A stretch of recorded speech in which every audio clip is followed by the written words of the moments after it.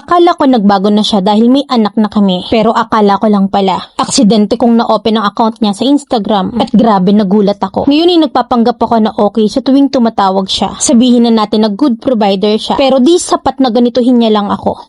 Way back 2015 ay nagkakilala kami. Nabuntis niya ako ay mag 2 months pa lang kami. Ako yung nagtatrabaho habang siya naman ay tambay lang. Siya yung may hawak ng ATM ko at sa tuwing sahod ko ay bibigyan niya lang ako ng 2K. At yun ang allowance ko hanggang next cut off. Isa pa lang ang anak namin noon nang nalaman ko na nakikipaglandian siya sa ibang babae. At kung sino-sino lang yung kinakatagpo niya. Sinasaktan niya rin ako dahilan ng pagiging mainitin ng ulo niya. At pumapasok ako sa trabaho nang may pasa ang katawan. And then one time na nahuli ko siyang may jowang bakla. Nagbabar sila at minsan ay madaling araw ng umuwi. At meron pang mga araw na hindi siya nauwi talaga. Grabe ang kapal ng mukha at siya patong nananakit. Doon ako nakatira sa kanila at kasama ko yung mga kapatid niya na puro lalaki pa. Nagtatrabaho ako that time sa factory sa Laguna. Hanggang sa pinatawad ko pa rin siya at akong lalayas pero marupok ako at tanga. Then after that ay iniwasan na nga niya yung bakla at wala na rin silang contact. December 2017 nang magdesisyon siya na mag-abroad papuntang Taiwan. At bigla akong nabuntis sa second baby ko. Okay naman kami, smooth yung relasyon namin kasi nagpapadala naman siya. Hanggang sa nalaman ko na may nilalandi na naman siyang babae at mabuti lang ay nasa tamang pag-iisip si ate. Dahil nga nalaman ni babae na may anak siya. Nag-away kami ng partner ko at puno ng sama ng loob habang pinagbubuntis ko yung ikalawa. Hanggang sa nauwi lang sa wala kasi nga marupok ako eh. Naging okay kami na parang walang nangyari at araw-araw siyang tumatawag para sa mga bata. Wala akong duda sa kanya at akala ko matino na talaga siya. Hanggang sa nagbakasyon siya dito last year 2025. Hindi naman sa pag-aano pero parang hindi na siya nananabik sa akin. Unlike dati na madikitan ko lang siya, naninigas na siya. Pinagsasalitaan ako ng masasakit na kesyo hindi daw kami mabubusog sa lintik na labing na yan. Naiiyak lang ako sa tuwing naalala ko yun. Hanggang sa nang isang araw nitong June 2, 2026, aksidente kong na-open yung account niya sa Instagram. Grabe nagulat ako tang akala ko nagbago na siya. Na kasi nga may anak na kami. Pero akala ko lang pala. May nabasa ako na nakikipagkita siya sa babae at nagbi-video call pa pero 2024 pa to. At nasa Taiwan din si babae. Wala pa akong sinasabi about sa na-discovery ko at nagpapanggap ako na okay. Hindi ko pinapahalata yun sa kanya sa tuwing tumatawag siya. Napapagod na ako sa paulit-ulit na ganito yung ginagawa niya. Nasabihin na natin na good provider siya pero hindi sapat na ganituhin niya lang ako. Ang dami kong pinalagpas sa lahat ng pinagdadaanan ko sa kanya na masasakit na salita. Napatira ng physical, lahat na yan ay pinalampas ko. Please Mami Lynn, kailangan ko ng advice. Letter sender,